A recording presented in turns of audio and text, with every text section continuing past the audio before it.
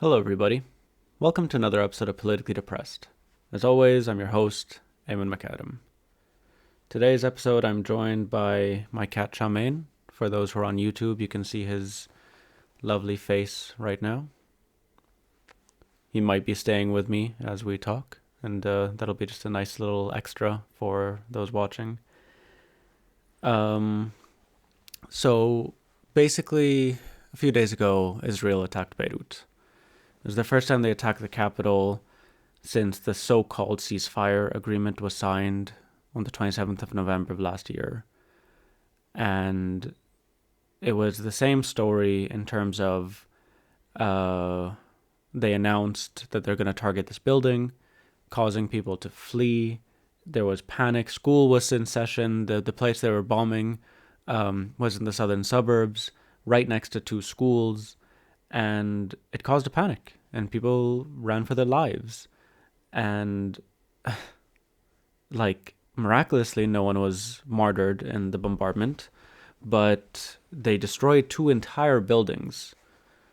And what happened is that, a lot of us rushed onto social media to condemn this, and the responses I got are kind of the responses any of us have gotten if we've called out anything Israel's done, or that the U.S. has done in the last year and a half. Okay, that's Tremaine leaving us. Which is not even denial. There's no denying it. We have the footage. They destroyed these buildings, but it's this thing of oh, you deserved it. You had it coming because of these two rockets. Even though the rockets, there was no one that was identified of where those rockets came from. Whatever.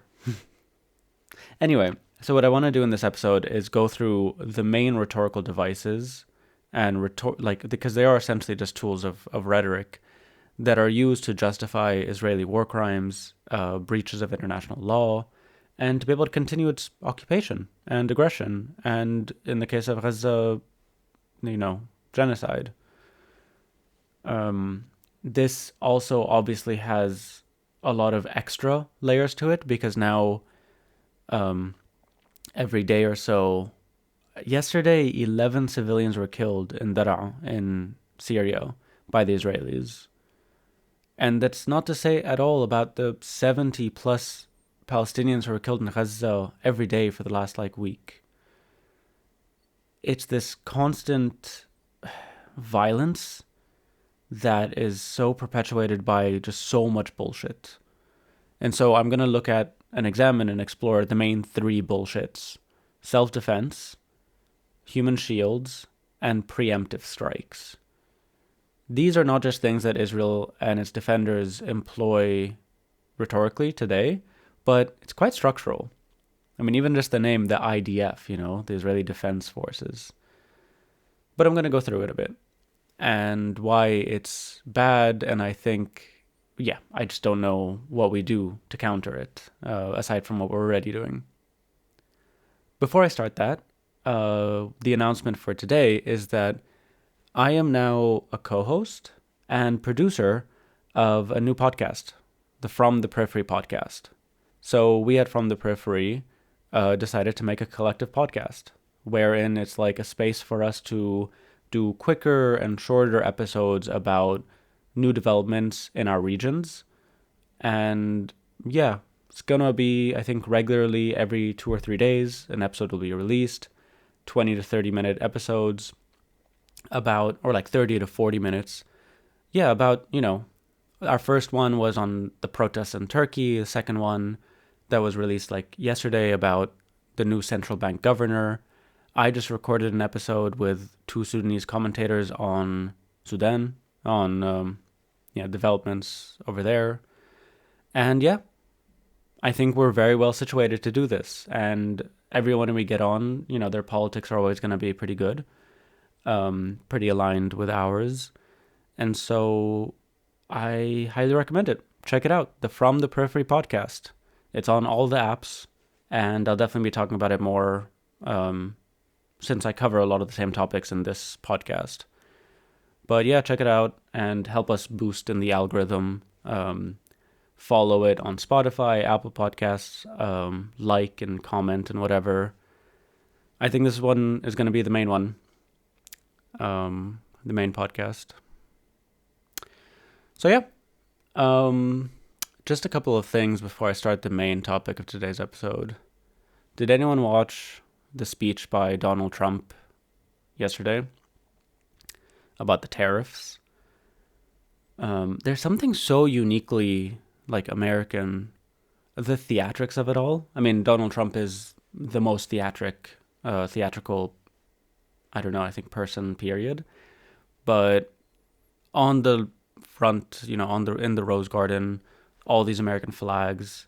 There's like a bunch of people in like hard hat helmets and like high vis jackets. So it's like, oh, the workers are here amongst us. I don't know. It's just, and then calling them discounted tariffs. Like there really is no other, like it's pure, yeah, American capitalism. But yeah, I do not know enough about economics to talk that much about it. I was listening to Richard Wolff, the sort of like leftist economist, and I largely agree. This is the kind of like last gasps of the American empire. Like the last 70 years of American hegemony economically have been premised on this idea of free trade and open trade. Obviously, it doesn't work that way. Like the US has always had like protectionist policies, and it's like free trade is imposed. But by and large, it's the main, like it set up the system, it benefits from it. But in this moment of like increased collapses and crises, which is just too huge to get into because we're talking about like 70 years of global history. Yeah, the US economy is definitely like, not doing great. The US empire is not doing great, and it's flailing. And I think these tariffs, I mean, this is what Richard Wolff says, and I just, see that kind of similarly. It's just trying out new shit, punishing others, trying to pull out every last bit. Like, it's not a powerful move. It's not a power play. The implications of this are huge and so unpredictable. And, I mean, Jesus, I saw this thing that China, Japan, and South Korea have decided to form a kind of like joint response to these tariffs, which is huge. Like for Japan and China, Japan and South Korea and China to be forming a kind of economic alliance, that's massive. It's also a massive, like, defeat, sort of, for American hegemony. Like, it's kind of shooting itself in the foot, but at the same time, yeah, I don't know. But I also, the other day, watched another thing of American theatrics, which is there's this U.S. Senator, Cory Booker, I think his name is Cory Booker, did the longest filibuster in U.S. history. Spoke for, I think, like 25, 26 hours. Basically, for those that don't know, the filibuster is like... So, like, if a senator is speaking, no one can remove them from speaking, and nothing else can happen while they're speaking. And they have to, like, agree to be like, okay, my speech is done. Then he steps down, someone else gets called, business returns to as normal. And so the filibuster is this tactic to, like, stop certain policies or bills from getting passed, because nothing can happen while I'm speaking. For me, as a Lebanese, you know what I mean? Seeing this from afar, I watched a film years ago, which I discovered a lot of people know. It's Mr. Smith Goes to Hollywood with James Stewart. And yeah, it's a film. And the big climactic thing is he does this massive filibuster. And so watching it live as like a real thing, it's really funny. But there's also something so like morbid to me, and like he had a ribbon on towards the end, like a pin, yellow ribbon, bring them home. Which at this point, and for a while, it's just genocide apologia to be flaunting the symbol. The main obstacles to these hostages being released is Netanyahu himself and his government. But aside from that, to selectively focus on this and not the tens of thousands that have been killed of Palestinians, the plan of genocide, all these things. And so it's a kind of, okay, cool. Oh, he's doing this in resistance against Trump and fascism. But also, what was he resisting? What's he doing? I saw a thing that apparently the minute he stopped, literally like the minute, they just went back to doing business as usual, and they appointed I think the ambassador to NATO, and it just got passed, and unanimously. It's like so much theatrics, and theatrics for the sake of theatrics. Like with Trump, there's the theatrics, but then he's doing this massive attack to the global economy.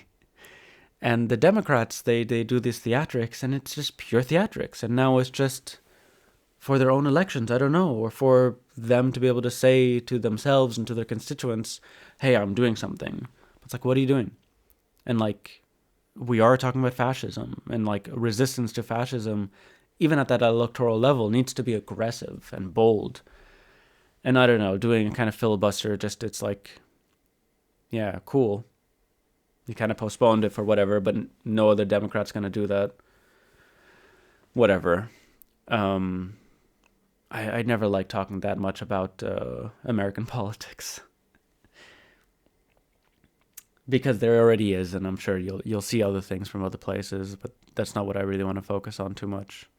But it's hard to ignore. I mean, we all live under this dying American empire. What else is there that I wanted to talk about? I think that's it for headlines. My next topic, the main thing that I want to talk about, it kind of covers quite a bit, so I'll just get into it. So, Israel attacked Beirut last Friday, and then it did it again last Tuesday, 2 days ago. In the last attack, they martyred 4 people and injured many others. In the first, miraculously, it seems like nobody was killed. But the destruction is still real. The fear is still there. The terror that these attacks cause in the general population is real. And, the drone has also reappeared, the MK drone. And so every time I call my parents, for instance, there's this noise in the background, this bzzz noise. And you know what I mean? That's just me. But being in that situation is just so fucked. They've also done, so basically what I want to do is go through some of these processes of the rhetorical responses. So I wrote a post just stating the facts, or stating the fact that Israel bombed Beirut and they destroyed these 2 buildings, and I put footage and I put whatever. And I've been posting lately on Threads, and for some reason it seems like on Threads you don't get shadow banned for Palestine content. They just push a lot of Zionists under your comments. So I've got maybe 40 followers, but this thread post got 1,000 views and 1,000 likes, and then hundreds of comments from Zionists. And mostly it was, yeah, why did you fail to mention the 2 rockets? This was in response and whatever. Now, I'm definitely not going to sit and be like, oh, are they right? Is this in response to these 2 rockets? Is it justified? Is it within the remits of the ceasefire agreement? No, it's all bullshit. This is not the ceasefire agreement. This is not what was signed. This is not international law and sovereignty and the like. This is not a proportionate response to these rockets at all. And so what it is that essentially anything that the Israelis do has a cover discursively and in a kind of almost analytically. So what happened last Friday is that 2 rockets were fired from the south of Lebanon. One landed in Lebanese soil, the other was intercepted by the Iron Dome system or whatever. No one claimed responsibility for these attacks. The footage that came of the rocket stands genuinely looked like some makeshift thing that we'd make in middle school for fireworks. But regardless, And so, like, under the ceasefire agreement, violations are meant to be then, like, checked by the Americans and the French and UNIFIL and whatever. But that's disregarded. Israel then moves quickly to make these announcements. Okay, these rockets happen. It's a violation. We're going to respond. Regardless of the fact that since the ceasefire, the Israelis have violated the ceasefire agreement at least like 800 times. And I don't know the exact numbers, the most recent numbers, but they violated it with ground incursions, with artillery strikes, with air strikes across the south and the Ba'a, and targeted assassinations, airspace violations on the daily. There's no response to these. There's no response allowed for these. But here, Israel is painting itself as the victim and the judge and jury and the arbiter to say, okay, these rockets are whatever, and so therefore we have the right to do this in quote-unquote retaliation. And so we basically see here, in a nutshell, the same idea of self-defense that we've been seeing the Israelis talk about all the time. Everything they're doing in Gaza, as far as they've gone, the destruction of hospitals and universities, medics, journalists, civilians, the humanitarian zones, all the things are packaged within this concept of self-defense. And again, I'm sure a lot of you already know this. This is no secret. This is like the main thing you'll see. Israel has the right to defend itself, quote, you know what I mean? This is like the line. But it's a line that really justifies a lot. Or rather, you know what I mean, like covers a lot. It does not justify anything at all. But so then, 2 days ago, like 4 days after the first attack on Beirut, they attacked Beirut again at 3:30 a.m. No warnings, no declarations, no justifications. But still, and no rockets to be able to claim whatever, but still, if you were to speak up about it and say anything about it, you'll still get this thing of, oh, it's self-defense. Or then there's another thing. I mean, so if something were to happen, there was some signaling, there was even just like fireworks or like rocks thrown at them. What they claim, and this is the justification they used to re-enter Gaza and unilaterally break the ceasefire they had signed with Hamas, is with this concept of the preemptive strike. We think something is going to happen, and so therefore we are going to go in and do atrocities and violate international law and kill civilians and do whatever, because we think something bad is going to happen. And obviously there's like no proof of this thing. There's no actual evidence. There's no, and it doesn't need to. What I find strange about these things is that they've gotten away with so much, and there's so much impunity, that I don't even understand why they bother going through the forms of making these arguments, of making these claims. Like, I don't know who is still buying them, but there is a lot of people that are just like diehard ideologues, and I guess this is the fodder for them.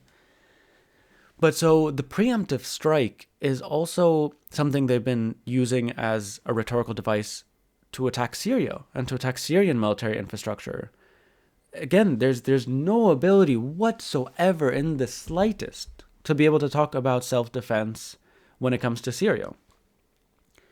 But yet they still do. And the logic of the preemptive strike is really manifest. It's so powerful that they have the right to determine like hypothetical threats, and therefore have the right to bomb, kill civilians, destroy infrastructure, the Navy, the Army. I have a friend who's in Damascus now, and she felt these explosions. She was near them. One that was next to like one that attacked a research center near Damascus. And so the preemptive strike, if anybody knows the term, is most infamous because of its use by Israel during the Six-Day War in 1967. They opened up that war. They started the 67 war. And again, you bring any of this up, even today, and people will immediately say, yeah, but Egypt was going to attack, and Syria was going to attack, so they just did it first. Preemptive strike. There is no such thing. A preemptive strike is a strike. And, it takes incredible amounts of evidence of whatever to predict someone else's actions. But regardless, it is criminal, it is illegal, it is just another way in which the Israeli state justifies its violence and expansion. And its defenders justify its violence and expansion and genocide. I mean, there is no method of defense that justifies genocide. Genocide is never in defense, And actually, what I find interesting about the concept of self-defense is that if you look historically, colonies and like the violence within European colonies, they would also talk about defense, defending the colonies, defending American interests and European interests in South Africa, in whatever. That the idea that you can be in a defensive mode while occupying foreign land, it's bizarre, but it's canon, basically. It's existed for a very long time with basically every European power and imperialist power. And with the formation of the State of Israel, one of the earliest Zionist militias, the Haganah. Haganah means the defense. And that is the main thing that then becomes the IDF, the Israeli Defense Forces, which a lot of people just redub the IOF, the Israeli Offensive Forces, or Occupational Forces, rather. But, yeah. And I mean, again, I think something really interesting I've seen when I looked into this, and it's just very basic Orwell. Like, what does the defense minister of the United States do, or of the UK, of the United Kingdoms, or any European whatever? They're in charge of war. Like, why is there no war minister? Because it just doesn't sound as good, you know what I mean? It's always about defense and protecting our interests and whatever. But there used to be things called war ministers, It just used to be a bit more honest. I'm not one of these people that comes in and like, oh, things, PC today, you can't even say war. You have to talk about defense. Because again, we're talking about empire. I'm not, it's not about hurting empire's feelings. It's just,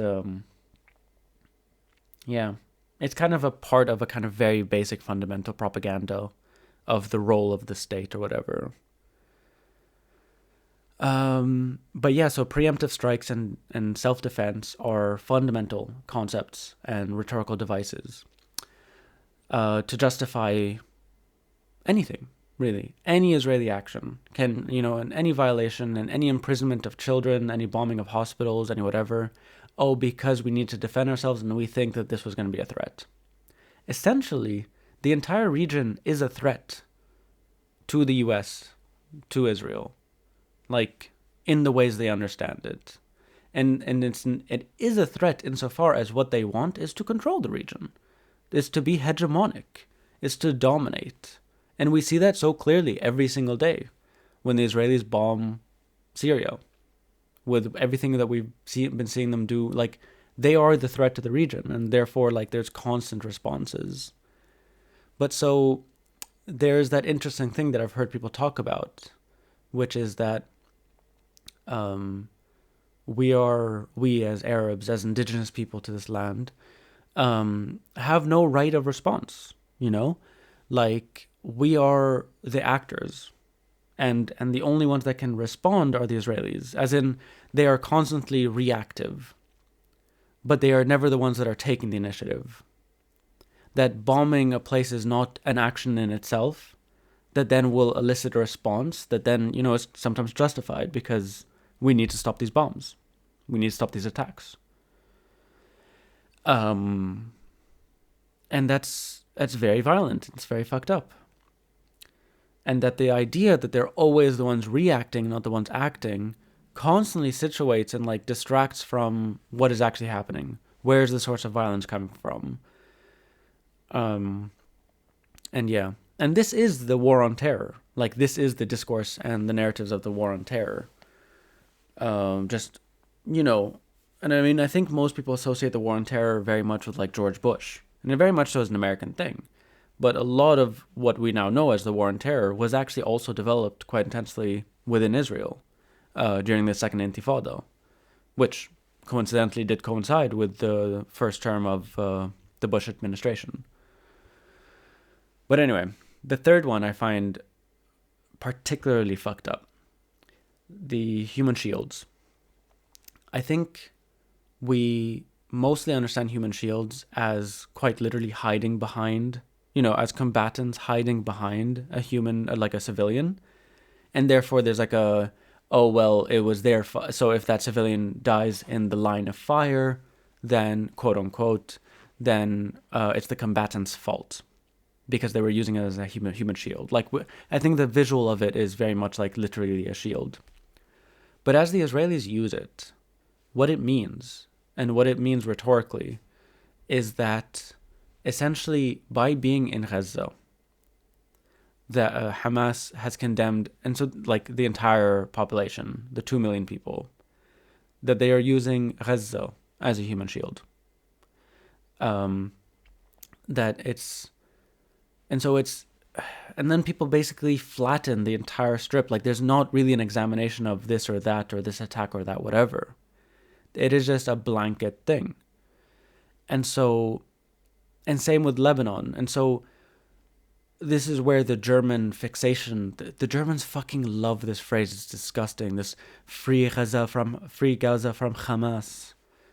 That essentially this idea that, this group is holding the whole Gaza Strip hostage, and therefore Israel is justified because it's justified in attacking Hamas, it's justified in attacking any single part of the Gaza Strip, any civilian, any infrastructure, anything. It's what they've done. If you see footage of Gaza, it is unbelievable, catastrophic destruction. They have flattened whole areas of the Strip. And that's the logic. That's the logic they employ. That it's not our fault. It is their fault for being there.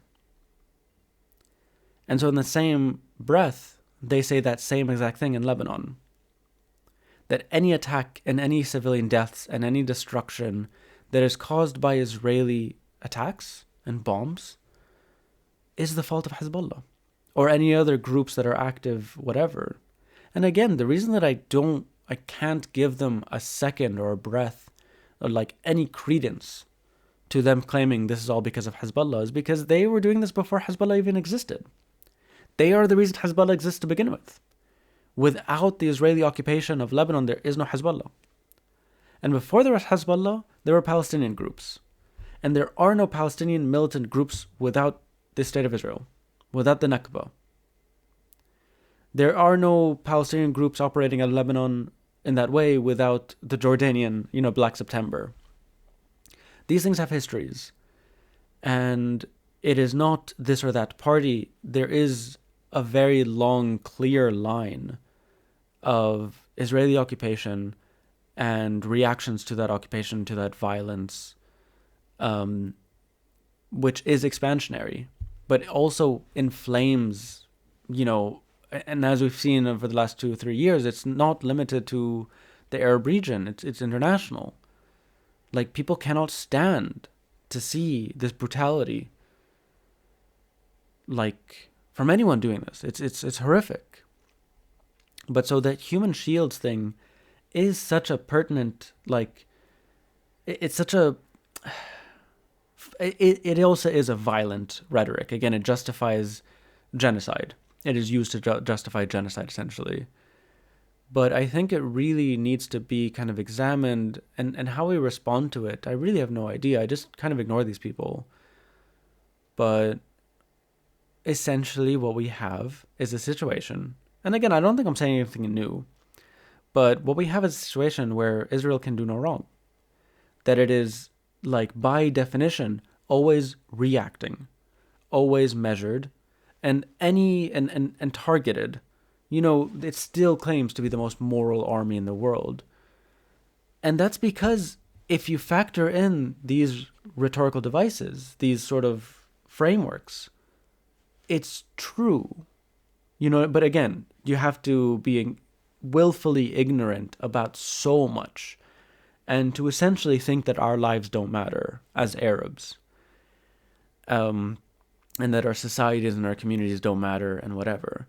But if you follow the logic of self-defense, preemptive strikes, and human shields, through those logics, it's again very morbidly justified. And again, I'm saying this in a sort of space of just dealing with it discursively. Obviously, none of it is justified. It is all war crimes. It is all occupation. It is all colonial imperialist violence. And it's condemnable and it needs to stop. And basically, yeah. And so, but like, I don't respond to them on their own terms because it's all bad faith. And I don't know what to do aside from that. If y'all have any other answers, let me know in the comments. But for now, that's another episode of Politically Depressed. Thank you very much for listening. If you like this podcast, please consider supporting me. There's a tip jar below for one-time donations. You can become a member of the Patreon for as little as $5 a month. You get access to a lot of exclusive content if you do, as well as an invitation to our monthly hangout. And aside from that, tell your friends, tell your family, like this podcast wherever you're listening to it, leave it a review and rating. Helps me with the algorithm. Anyway, that's it for me. I'll see you all next time.